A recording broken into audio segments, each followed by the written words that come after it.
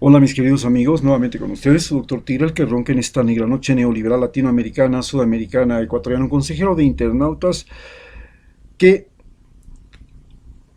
trata de motivar a las personas a unirnos en un gran movimiento latinoamericano y panamericano de internautas para crear un continente sin fronteras como la Comunidad Económica Europea, desde Alaska hasta la Patagonia.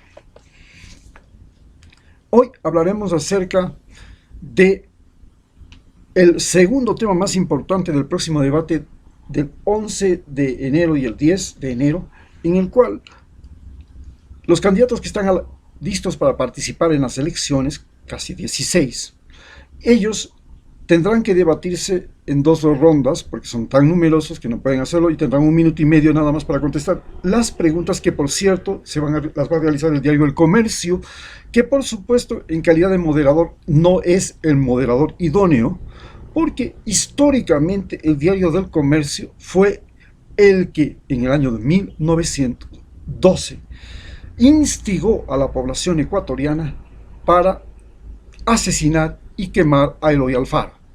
En este momento, hablamos de un siglo después, es indudable que en ese debate va a procurar instigar para quemar a Andrés Arauz y a los correístas durante el debate.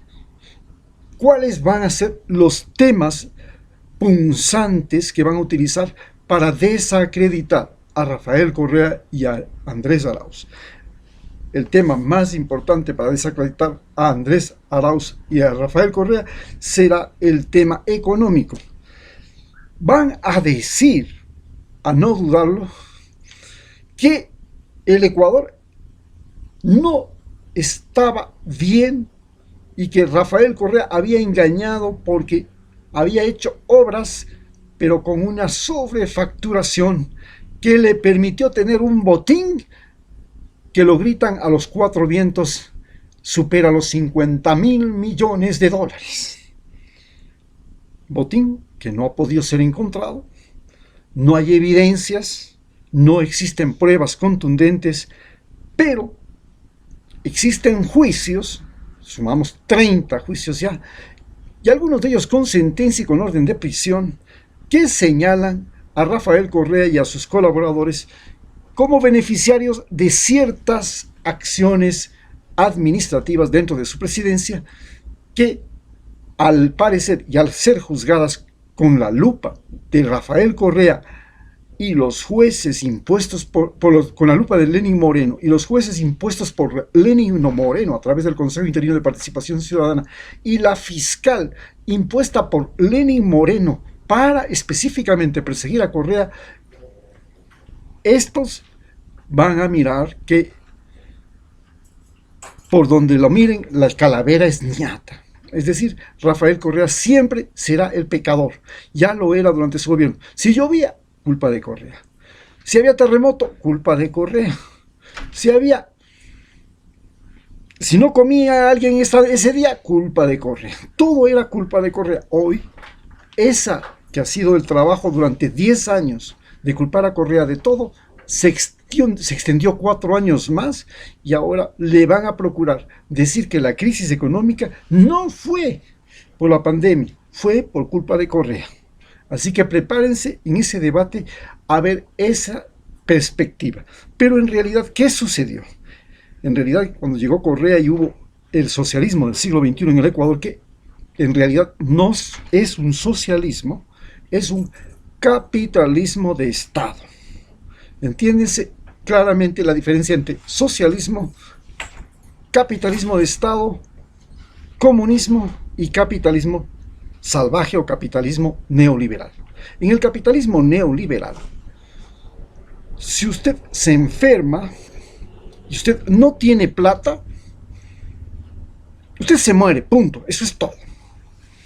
En el capitalismo estatal, el capitalismo de Estado, si usted se enferma y no tiene plata o no tiene relaciones más que plata para que le atiendan en el hospital del Estado y tampoco tiene plata para que le atiendan en el privado, usted tiene un problema. si el Estado no tiene cómo atenderlo, no le va a atender. Porque en el capitalismo de Estado, el Estado es un empresario que crea empleo, que crea servicios, que crea bienestar, que compite con la empresa privada. Y lo que procura es ser un competidor. En cambio, en el socialismo, si usted se enferma, es obligación del Estado darle la medicación, darle la atención médica, atenderle las emergencias, y en el socialismo no existe la posibilidad de que la empresa privada pueda decir no si usted es un paciente de emergencia, o la empresa privada puede decir no si usted necesita ser trasladado urgentemente a un hospital. Porque en el socialismo el Estado se responsabiliza por la salud de todos los habitantes y por la medicación que reciben todos los habitantes y las cirugías y las operaciones de todos, y a todos por igual, y a todos con el mismo beneficio. En el comunismo es diferente.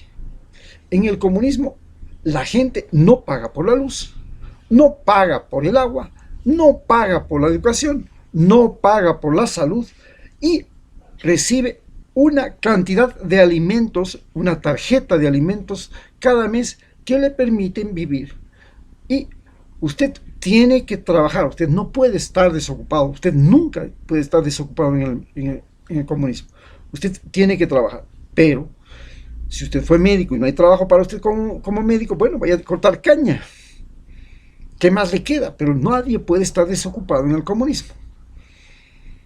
Esa es la diferencia fundamental que existe entre los tres sistemas. Nosotros tenemos y tuvimos con Rafael Correa no socialismo del siglo XXI, socialismo como el que tiene Dinamarca, como el que tiene Noruega. ¿Por qué? Porque en el socialismo, hay que tener muy claro, la gente tiene que pagar impuestos muy altos.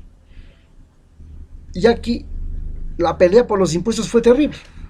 No querían pagar más del 12% del IVA, no querían pagar impuesto a la renta, no querían pagar el impuesto a la herencia, no querían pagar impuestos a la salida de capitales. Eso en el socialismo, en Noruega, en Suecia, en Dinamarca, en cualquier país socialista, eso es imposible. Allá la mitad de su salario es impuestos. La mitad de su salario son impuestos. Así funciona Dinamarca, así funciona Suecia. Eso es socialismo, cuando el Estado es el mayor proveedor de servicios básicos, ¿no? Pero nosotros tenemos un Estado que pretendió ser un Estado regulador, y dijo Rafael Correa, no es que el Estado está a la orden del libre mercado, sino que el libre mercado tiene que estar regulado por el Estado. Eso es lo que les causó la gran irritación a la gente. Entonces, en el cambio, en el neoliberalismo, eso no es posible. Cuando usted habla de un país capitalista desarrollado, en un país capitalista desarrollado, todo es negocio, pero todo. Ser prostituta es buen negocio, vender chocolates es buen negocio, vender cigarrillos es buen negocio, vender drogas es buen negocio, tener cualquier iniciativa es buen negocio, todo es buen negocio. En un país con capitalismo precario como Ecuador, usted tiene que tratar de ver cuál es el buen negocio, porque si se mete en una cosa, a lo mejor no le sale. Si se mete en otra, tampoco. Si estudia una profesión, también. Si trabaja en algo, pues, le pagan mal. ¿Por qué? Porque nada en el sistema capitalista precario es buen negocio. Nada. Muy poco. Es buen negocio ser exportador, constructor, por un tiempo. Y después, caos. Ese es capitalismo precario. ¿Ya? Ahora Cuba está viviendo un capitalismo precario. Te pone un paladar, un restaurante, y tal vez sale, tal vez no sale. Usted hace lo mismo en Australia, en Nueva York, y pone cualquier cosa, sale disfrazado a la calle y se toma fotos, usted hace un gran negocio. Pero, ¿qué es lo que estamos viviendo nosotros? En el neoliberalismo lo que se pretendió es que la empresa privada fuera dueña de todo, de los servicios básicos. Por eso están privatizando todos los servicios, la telefonía, quieren privatizar también las hidroeléctricas, quieren privatizar, de ser posible, las carreteras, poner ahí peaje, todo quieren privatizarlo, porque todo debe ser privado. El Estado no puede ser dueño de nada. El Estado solamente hace el papel de regulador. No puede ser propietario de nada. Entonces, ningún empleado, se reduce el tamaño del Estado. Y eso fue el origen del problema. Teníamos ellos llamaban Estado obeso. Teníamos un Estado empleador que tenía médicos, policías, militares, teníamos profesores, teníamos empleados públicos y era generador de empleo. Esos que ganaban su salario y era buen salario, pagaban el seguro, entonces permitían el sustento del seguro, la creación del seguro, el desarrollo del seguro, y finalmente su plata iba a parar en las compras que hacían en el mercado, en el supermercado y todo, y se generaba economía. Pero cuando llega Lenín Moreno y coge y bota a la calle a los trabajadores, comienza un gran problema que lo analizaremos más tarde. Todo esto, siempre para los neoliberales lo más importante era atraer la inversión extranjera. ¿Qué es atraer la inversión extranjera? Ellos mismos tienen capital afuera y dicen, no, pues para que nosotros regresemos con nuestra plata que nos la robamos hace algunos años y la pusimos en un paraíso fiscal, y para que vengan otros como nosotros, tiene que haber un buen negocio, es decir, el famoso pedaleo, como cuando hubo la catástrofe económica en Ecuador, en que los bancos cogían, compraban en la calle dólares, los sacaban, esperaban a que el dólar suba de precio y otra vez la metían, y ese juego que se llamaba el pedaleo es el juego que siguen todas estas empresas que se llaman empresas buitres, empresas de capital golondrina, y esas son las que se considera que se tienen que atraer. En un país capitalista, para que el capitalismo tenga éxito, se necesita que ese país produzca acero, produzca derivados del petróleo, produzca plástico, produzca alambres de cobre, produzca tecnología, produzca transistores, autos, televisores, aviones, automóviles. Ahí funciona el capitalismo como funciona en Estados Unidos. Pero en un país que no sabe cómo producir derivados del petróleo, que no sabe cómo producir automóviles, que no sabe cómo producir computadoras, que no sabe cómo hacer programas de computación, el capitalismo, como en Estados Unidos, es imposible. Si no interviene el Estado, eso es imposible. El capitalismo se convierte simplemente en el botín de los terratenientes, en el botín de los banqueros, en el botín de las transnacionales y en el botín de los partidos políticos. Eso es capitalismo cuando es un capitalismo en un país subdesarrollado. Entonces, a ellos les encanta la idea de inversión extranjera, pero también les encanta la idea de la fuga de capitales. O sea, no puede poner usted impuestos a la propiedad, no puede poner impuestos a la renta, no puede poner impuestos a la salida de capitales, no puede poner nada.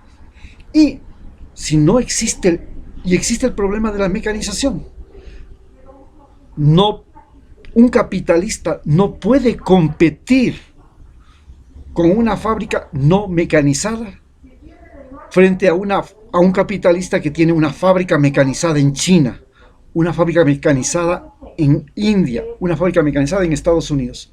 Si usted tiene una fábrica donde los obreros todavía siguen metiendo con la mano el alambrecito, oiga, esa empresa no compite, y por eso el capitalismo solamente funciona en este momento en la historia de la humanidad donde existe mecanización. Pero en el momento que existe mecanización, como en las grandes fincas de los Estados Unidos, donde un tractor de $2 millones siembra, riega, selecciona semillas, cosecha, seca las plantas, fumiga, la misma máquina, entonces, ¿para qué diablos necesita usted un campesino que le fumigue, un campesino que le are, un campesino que le siembre, un campesino que le coseche, si la máquina lo puede hacer todo? Y tenemos la mecanización. Entonces, el capitalismo sobredesarrollado, que es el que está viviendo en Estados Unidos, es un capitalismo que crea desempleo, no empleo.